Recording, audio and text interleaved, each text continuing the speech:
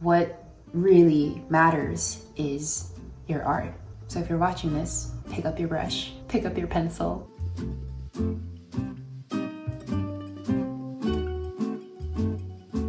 I'm really excited about today because I am going to the first ever artist meetup. I actually met this artist, Safwat, during the Adobe Creative Convention. He's an artist and a dad, and he actually hosts a monthly local artist meetup right here in Phoenix, actually meeting at a public library in Tempe. I couldn't make it last week because I was out of town. This time, because my trip to LA got canceled, I can actually make it. It's at 1:30. They usually have an artist speaker who will come out and share a little bit about their art practice. So I was thinking maybe I can take a couple pictures of my current work. If it comes up, I can talk about it with other people and maybe get some feedback on what I can do, how I can do differently. But most importantly, I'm just really excited about really meeting other artists in the community. I'll come back and be sure to share my experience with you guys. And if there's any other local artists here in Phoenix, Tempe, Mesa,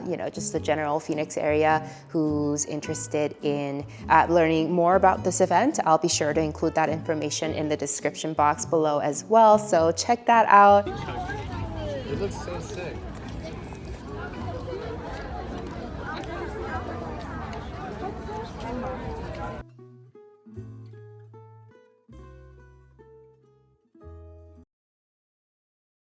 So I just got back, it's 5:30, and I feel so inspired. That was the first time since college where I was surrounded by a room full of artists and creatives. Just listening to other artists and their struggles is really eye-opening because it makes you realize that the problems, the challenges that you experience in your own journey with art isn't so isolated. It's not just you, it's everybody else experiencing the same type of imposter syndrome, the emotions, the overwhelm. All of that is a shared experience in artist community. Something that I've craved for a really long time. One of my biggest complaints about living in Arizona was that it was so hard to find an artist community. These are people from all walks of life, people with different backgrounds, science backgrounds, people who are in their late 60s going back to school and pursuing art, finding something, expressing their ideas on something that they're so passionate about. And it really made me so motivated and also made me realize that I am the one thing that's being in my way. I need to get out of my own way. One thing that Safwat, he actually noticed after listening to me talk about balancing my full-time job and now this YouTube, and how ironically, even though I started this YouTube channel to make more art and to talk about my experience being an artist with a day job, ironically, YouTube and content creation takes priority a lot of the times because there's always this deadline that I set for myself. Like every Friday, I have to put a video out. He actually pointed out that I seem like a very deadline-driven person. And also another thing that he mentioned was that all of those things, like I also tend to say yes to so many different projects, and every time something comes up, whatever that thing is, it always takes a higher priority than my art. And that's a form of procrastination because art making, creating the body of work that I want to make, that's all long-term projects. It's intimidating, it's overwhelming to think about.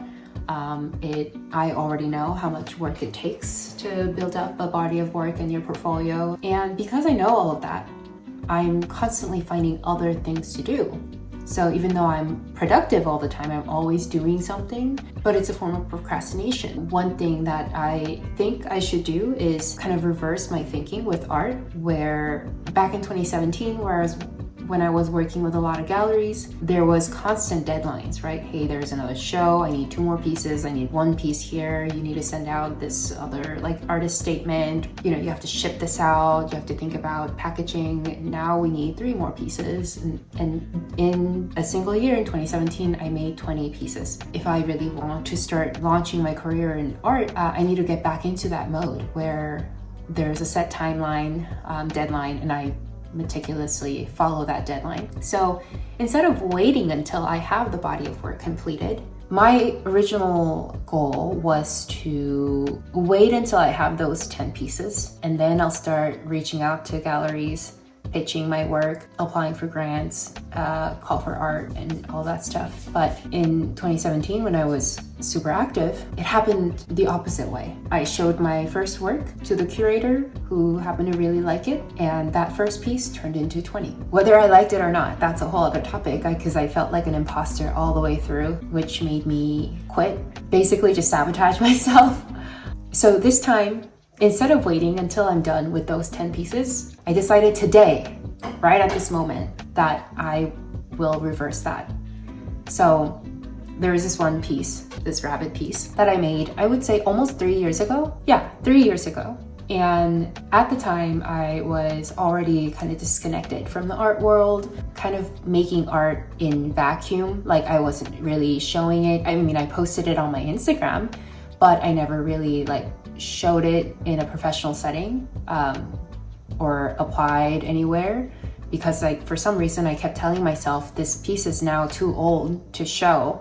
And I think some of that idea comes from when I was looking into MFA application process. The requirement is you have to use pieces that are less than 2 years old for all of your portfolio pieces. And for some reason, I think I saw that a while ago, and I just kind of took that and telling myself none of those pieces that I created in the last 5 years, I can't use any of them because they're too old. And when I was talking to Safwat about this, he asked me who told you that? Did anybody actually tell you that you can't use those pieces? And the answer is no, nobody told me. It's just me telling myself that. So what he told me was he's actually offered to share some mailing lists with me where I can find all of the call for art, and basically told me to start applying with the pieces that I have now.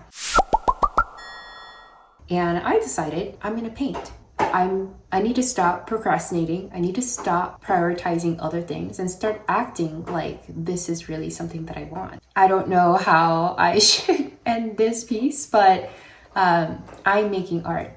And if you're watching this and you're kind of battling the same thing, feeling like an imposter, procrastinating, putting off making art because you have a million other excuses and reasons not to, even though they might, all those reasons, other things in your life, they might seem really important in the moment and they might seem more urgent, but what really matters is your art. So if you're watching this, pick up your brush, pick up your pencil.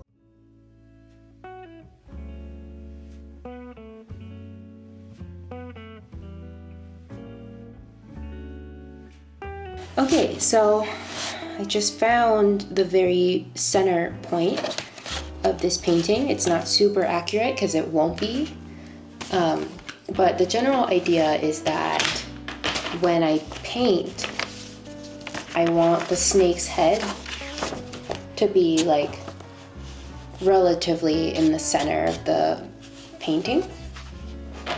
So I will start there.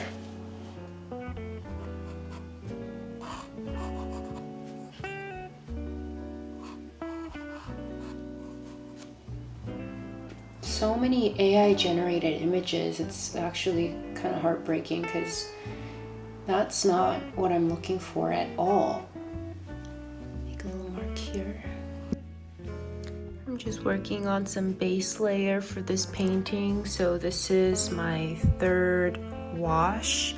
And I made this little yellow puddle, I guess. And having something like this actually really helps keep the consistency throughout your base wash. Right now I'm just waiting for the surface to be dry, and then I think this is a good level of color and hue to start working on.